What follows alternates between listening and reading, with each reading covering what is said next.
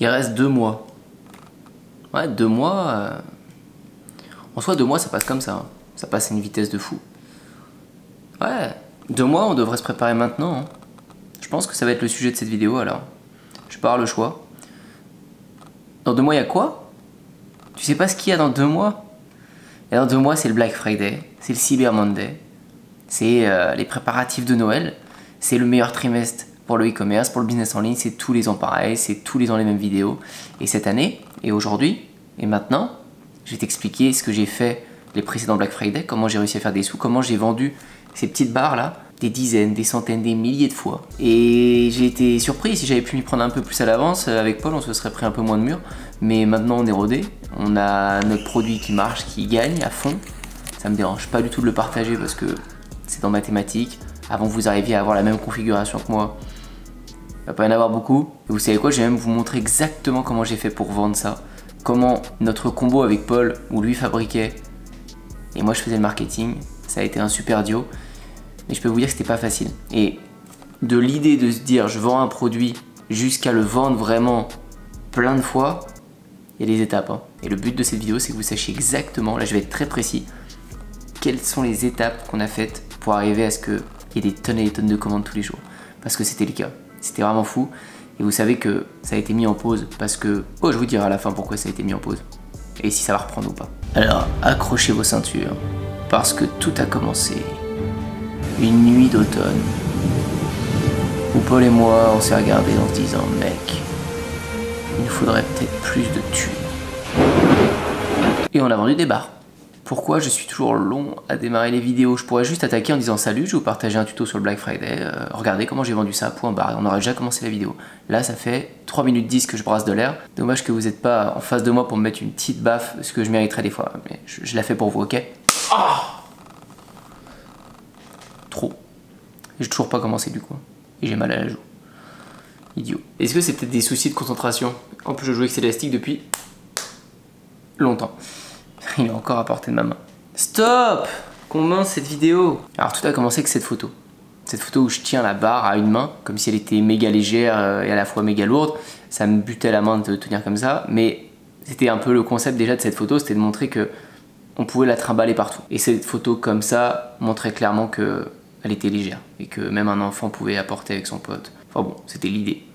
Faut bien se remettre dans le contexte que là on était pendant le confinement et que l'idée nous est venue parce que les skateparks de la ville étaient fermés. On se disait que les gens pouvaient plus skater. Donc peut-être que la seule solution pour les gens était de commander des modules de skate et de skater devant chez eux. On a regardé aux États-Unis, il existait ça, KinRamp, il existait ça, OCRamp. On s'est dit ah ouais ils vendent toute l'année qui est Covid, pas Covid. Bon bah on va s'inspirer un peu de ce qu'ils font, on va essayer de regarder. On a follow tous les comptes comme ça. Et on a appris, on a essayé vu qu'on avait le skatepark, donc c'était tellement simple de pouvoir faire des tests, la skater, voir que ça marchait pas, recommencer. Et oui, vous l'avez compris, on est parti sur l'idée de construire notre propre produit. C'est la première fois que je faisais ça. Alors, je dis je, c'est Paul, parce que moi avec mes 2 mains pour bricoler c'est pas ça. Mais c'est Paul qui construisait les barres et moi qui ai l'expertise skate. Donc on a travaillé le produit à 2 pour arriver à un truc cool. Et au bout de plusieurs tests, échantillons, on est arrivé à une barre qui était vraiment sympa, on pouvait la faire tester aux skateurs qui venaient dans notre skatepark, ils l'approuvaient et on s'est dit allez let's go, on va essayer de commercialiser ça. Donc on fait des belles petites photos produits comme ça. Enfin, quand je revois ça, je vois les soudures, elles sont pas propres et tout. Après, en fait quand tu vois ton produit au début, c'est jamais parfait et après tu l'améliores beaucoup. Là ouais, je me dis waouh, comment on faisait pour vendre ça? Mais les premiers clients qui ont commencé à acheter, je vais vous dire comment, ils étaient carrément satisfaits, donc pas de soucis, sauf qu'il y avait un gros problème à la barre qui nous a donné des petites suées froides. Vous allez voir pourquoi. Mais pour arriver à la vente de ce produit après cette magnifique photo, on a pensé à un truc. Et ce qui est bien avec Paul, c'est qu'on a un peu le même caractère. C'est-à-dire on est fonceur et on se dit, on va dans le tas, on verra s'il y a des problèmes après, on les gérera. Donc on a quand même anticipé vite fait le problème de c'est Paul qui doit faire toutes les barres à la main. Donc on va partir sur le principe d'ouvrir le site pendant un temps précis, histoire que les gens achètent et se disent dans une semaine ça ferme, donc il faut quand même que je me dépêche, j'ai pas le temps d'y passer 10 ans et il faudra leur prouver ça parce que ça peut très bien être une stratégie marketing que tu fais pas vraiment en fait. Donc c'est pour ça qu'on a fait un teasing pendant 2-3 semaines où justement on skatait nos modules, on montrait qu'ils étaient bien et du coup on donnait un peu faim aux gens, on leur donnait envie. Et on leur disait dans 15 jours vous pourrez vous la procurer mais le site fermera dès les premières 50 commandes, un truc comme ça. Le jour J arrive, on ouvre les ventes et là on en vend pas mal. Là on est content, on se dit ok, ça marche, ça vend mais c'est pas du tout à son plein essor, c'est pas non plus autant que j'imaginais dans les meilleurs scénarios mais c'est pas le pire. Ça vend. Je me dis bon cool, ok, on va vraiment fermer le site, histoire de créer un peu ce truc là et on va voir ce qu'on fait en attendant. Donc on ferme le site, on ferme les ventes, Paul s'occupe de faire les commandes, on n'a qu'une envie c'est de rouvrir en fait parce que bon, on n'est pas débordé non plus, mais il faut tenir notre stratégie. Et à ce moment là on se dit, on doit être en septembre-octobre, on va rouvrir que pour le Black Friday. Ça arrive, il y a le Black Friday dans un mois, on va rouvrir qu'à ce moment là. Donc à ce moment on se pose et on se dit, qu'est-ce qu'on peut mettre en place en marketing pour les faire bouillonner, les faire chauffer tellement plus que la première fois et qu'au Black Friday, ils se ruent dessus. Alors forcément, il y aura une promotion Black Friday, c'est le concept, mais en attendant, on pense à 3 choses à ce moment. Omniprésence, vraiment être omniprésent partout avec la barre. Deuxièmement, peut-être vendre 2 autres produits, peut-être un curb et un kicker, c'est ce qu'on a fait après. 2 autres variantes qui pourraient convenir à d'autres gens qui veulent pas forcément une barre mais qui veulent un autre module. Troisième chose, marketing d'influence. On va l'envoyer à des influenceurs, des micro-influenceurs pour augmenter notre omniprésence. Et c'est parti, on envoie 1, 2, 3, 4 influenceurs sur YouTube. Ils font des vidéos, ils adorent, ils nous font des bons retours. Vous l'aurez compris, le curb il est parfait. Alors Romain, il est comment le curb sur 10? Honnêtement, 9,5. 9,5, le seul point négatif, il n'y en a pas. Les premiers clients qui avaient commandé nous font des photos avec leurs produits, donc c'est parfait pour notre stratégie d'omniprésence. On développe 2 nouveaux produits, on fait des photos avec, on fait des vidéos avec. On continue de même les lier entre eux. C'est-à-dire on fait des vidéos où j'en skate 1, 2 et 3 et comme ça les gens se disent qu'ils peuvent peut-être l'acheter tout le lot et ça fait un bon combo. Tout se passe nickel, je sens que ça bouillonne, je crée une page de capture pour que les gens laissent leur email, puissent réserver et se dire je veux être prévenu dès que ça sort au Black Friday pour ne pas louper l'ouverture du site. Tout se passe à merveille jusqu'à un moment où un premier gros coup de chaud. Dans les 20 premières barres de skate, il y en avait 3 ou 4 barres où on n'avait pas exactement les mêmes matériaux. Il y avait un bout de métal qui était un peu plus fin qu'un autre. On avait fait les tests, ça bougeait pas du tout au skatepark, c'était pareil. Ça se joue sur, on parle de millimètres. Et il y a un influenceur qui poste sa vidéo, qui est hyper content de recevoir sa barre, qui va skater avec. Et en fait, on voit dans sa vidéo que les pieds se déforment complètement. Si je retrouve la vidéo, je vous mettrai un bout ici. On était choqués avec Paul. Les pieds se déformaient, c'était la première utilisation, il venait de l'avoir. Et en fait, il était obligé de redresser les pieds à chaque fois, enfin c'était la pire pub possible, alors que pourtant plein de gens ont commandé après cette vidéo, mais les pieds bougeaient comme pas permis. On s'est dit mais c'est quoi ça? Nous on skate nos flat bars depuis 1 an, tous les jours au skatepark, elles ont jamais bougé, et en fait il avait dû avoir un de ses pieds plus fins qui finalement en fait devait bouger. Et là j'étais pas bien, parce que sa vidéo faisait des vues, parce que des gens commentaient, des gens voyaient ça bien sûr, et lui dans sa vidéo nous a pas démonté, mais il s'est peut-être dit que c'était normal, fallait les redresser, j'en sais rien. On lui avait offerte, alors il osait rien dire, peut-être, je sais pas. Mais le fait est, c'est que c'était pas une bonne pub et c'était... Heureusement, ça s'est pas retourné contre nous. Mais à ce moment-là, on était vraiment pas bien avec Paul. On s'est dit, waouh. Faut absolument qu'on puisse se justifier, qu'on puisse expliquer s'il y a un problème, ou faut vraiment qu'on corrige ce problème et que ça n'arrive plus jamais. Parce que quand vous commencez à vendre beaucoup et que surtout des influenceurs, des gens postent vos produits, ça peut redescendre en 2 secondes. Alors, je pense que cette vidéo du coup nous a pas rapporté tant de ventes que ça, au contraire, mais ça n'a pas tué notre business. Ça a peut-être aussi été noyé par tous les autres influenceurs qui avaient publié, qui étaient satisfaits, je sais pas. Il y avait que de la bonne info à part celle-ci, et il fallait tomber sur cette vidéo. Donc je pense que c'était trop minime par rapport à tout le reste qui était bon, mais faut faire attention. C'est facile à créer une communauté, à créer tout un carnet de clients, mais c'est encore beaucoup plus simple de le détruire en 1 seconde. Il faut faire attention à ce genre d'erreur. Et là c'était une grosse erreur qu'on avait faite. Donc la date du Black Friday se rapproche et je sens qu'il y a plus de gens qui attendent le produit que la première fois. Je sens que ça bouillonne, mais je me dis est-ce que vraiment ça va prendre ou pas, parce que au Black Friday tout le monde a besoin d'acheter plein de choses. Peut-être que ce sera pas nos modules de skate. Et je me souviens qu'à ce moment-là, il y a un confinement qui est annoncé pour novembre ou décembre je crois.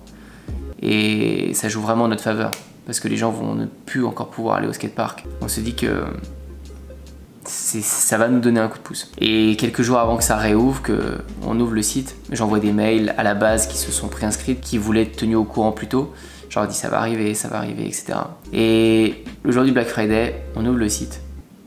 Et depuis ce jour-là, ça n'a jamais arrêté d'être une explosion de commandes tous les jours. Tout le temps, j'arrivais, tiens, une commande le matin, une deuxième en fin de matinée, une troisième en après-midi, une troisième, quatrième, une cinquième, une sixième. Ça n'arrêtait plus. Il y avait des commandes tout le temps. Des fois, il y avait genre 4 commandes seulement. Ça faisait déjà 2000 € de vente parce que c'était tellement des gros paniers entre 200 et 600 € à chaque fois. Notre stratégie, elle avait marché. Des gens prenaient 2 ou 3 modules. C'est des modules à 200 € unité à chaque fois ou même 300 €. Paul était en train de créer les barres à la chaîne. Bon bah voilà, avec le polo, il est en train de construire les flat barres à la chaîne. Ça race. C'est la misère. Là, il y a tout ça à faire encore. Il y a ça qui est en préparation. Il y a ça qu'il a déjà fini. Moi, j'ai donné un coup de pouce comme je pouvais pour emballer les produits, passer du temps là-dessus. Et on était tellement pris de court qu'on n'avait même pas pensé à un service de livraison qui allait pouvoir supporter toutes ces commandes, qui allait pouvoir venir tous les jours, enlever les produits, les livrer, etc. Que tout ce qu'on regardait comme service de livraison nous convenait pas. C'était pas du tout valable pour nous. Livrer à Marseille ou livrer loin de chez nous, ça collait pas. On a été pris de court et du coup, on a même pris un pote, enfin un gars qu'on connaissait, on l'a payé pour qu'il parte en tour de France pour livrer tous les modules, parce qu'il y en avait partout en France, donc on remplissait son camion, on mettait des modules, des barres, des curbs, tout, il partait, il faisait le tour de France, il revenait. Quand on faisait les calculs à la fin, c'était pas non plus hyper valable parce que le coût de l'essence, bon, il était pas si cher qu'aujourd'hui. C'était valable, mais c'était pas les meilleures solutions, donc il fallait se rôder et apprendre en même temps d'être dans le rush. C'est exactement ce que j'ai dit avec Paul. On kiffe foncer, se prendre le mur et gérer le mur. C'est pas le plus intelligent, mais on a réussi à le faire et au moins on a pu lancer ses barres vite et profiter de ça. Mais je pense que des fois vous pouvez quand même prendre le temps d'anticiper 2-3 trucs. Enfin voilà, malgré plein de galères tous les jours à gérer, parce que vous imaginez autant de commandes égale autant de support client, égale autant d'achats de petites matières premières à acheter pour emballer, pour construire, les ruptures de stock, la hausse des prix des métaux, des machins. C'est tout un truc et puis il faut continuer à tenir la stratégie en fait. Faut pas oublier, faut fermer le site. Si vous voulez tenir votre stratégie jusqu'au bout, vous devez pas laisser ça comme ça. Donc ça a été refermé après mais réouvert assez vite parce qu'on voulait que ça revende et au final après c'était resté ouvert tout le temps. Et ça vendait très bien. Donc cette stratégie a été vraiment payante parce qu'on l'a tenue sur le temps. On a bien fait bouillonner les gens et je pense que c'est même sûr le produit était bon. Donc il y a eu beaucoup de recommandations en story, beaucoup de vidéos qu'on a pu republier. Beaucoup cette stratégie d'omniprésence en fait. On y a mis un terme pour 2 raisons, mais c'est pas définitif. C'est que premièrement on voulait déléguer ça parce que c'était beaucoup trop de travail pour Paul. Donc en déléguant, je vous avais déjà fait des vidéos là-dessus, mais ça s'est mal passé. La délégation, on l'a délégué et on a fait le test avec plus de 10 personnes différentes. Une misère. Et je veux pas remettre la faute sur les gens qui travaillaient. Je pense que la faute est autant sur nous qui ne sommes pas des bons managers, tout comme eux aussi qui ne voulaient pas travailler, ils sont pas déterminés. Il y a ce fait que j'ai remarqué, de plus tu t'éloignes de ceux qui bossent pour toi, plus ils font de la merde. Quand on est collé à eux, tout va bien. Quand tu prends un pas de recul, et bon là c'était un gros pas parce que quand ils étaient autonomes on se disait vas-y on va à Bali, on va ailleurs, on continue de faire nos vidéos et d'être productifs. C'était le but de déléguer. C'était impossible. C'était le jour et la nuit, c'était naze. L'entreprise allait couler si ça continuait comme ça. Donc on n'a sûrement pas bien fait les choses de ce côté-là nous non plus, parce que d'autres y arrivent, donc on devrait y arriver aussi, mais ça nous a un peu dégoûté à ce niveau-là de la délégation. Et puis bah, c'est le moment où on a décidé de rendre le hangar pour pouvoir justement arrêter de louer et en acheter un et puis faire un vrai atelier, faire les trucs plus propres. Donc ça c'est la suite que je vous partagerai bientôt, qui va être une aventure de dingue.